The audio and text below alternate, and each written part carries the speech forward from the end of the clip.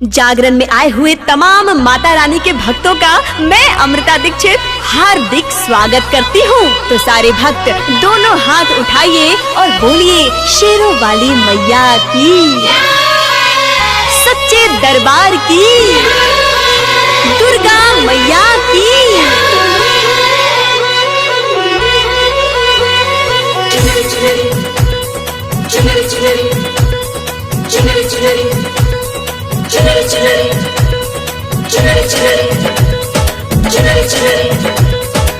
Music by Avinash and Chotu.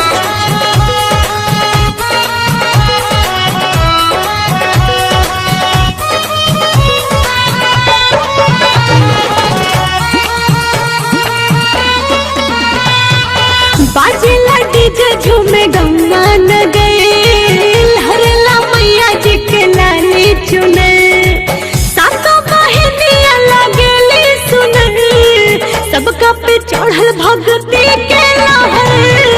बाजेला DJ झूमे गंगा नगरे, हरला मैया जी के लाली चुने, सातों बहनियां लगेली सुने, सबका पे चढ़ल भक्ति के लहर। बाजेला डीजे झूमे गंगा नगरे, हरला मैया जी के लाली चुने। बाजेला डीजे झूमे गंगा नगरे, हरला मैया जी के लाली चुने।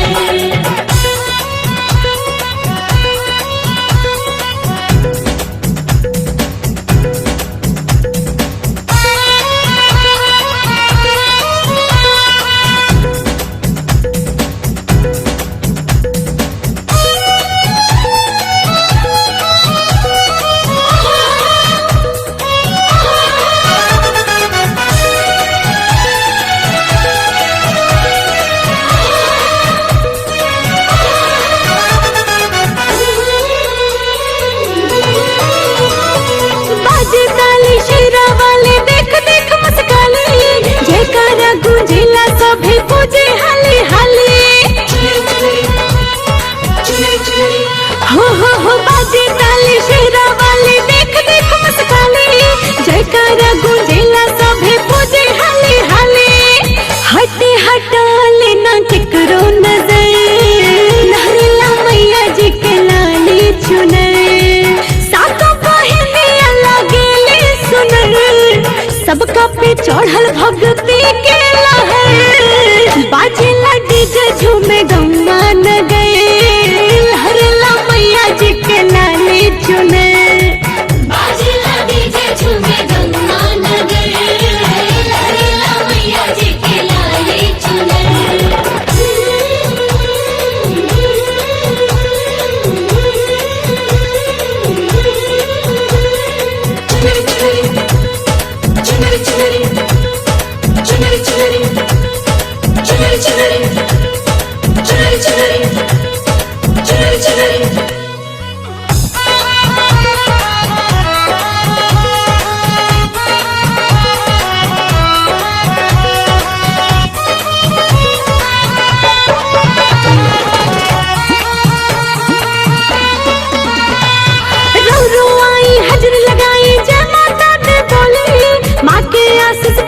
अपन भाग्य के ताला खोले, रो आई हजर लगाई, जय माता दे बोली, माँ के आशीष पाके अपना भाग्य के ताला खोले। लागल दरबार बाटे आठों पहर, हरला मैया जी के लाली चुने, सातों बहनियां लगेली सुनर, सबका पे चढ़ल भक्ति के लहर। बाजेला डीजे झूमे गंगा नगरे, हरला मैया जी के लाली चुने। बाजेला डीजे झूमे गंगा नगरे, हरला मैया जी के लाली चुने।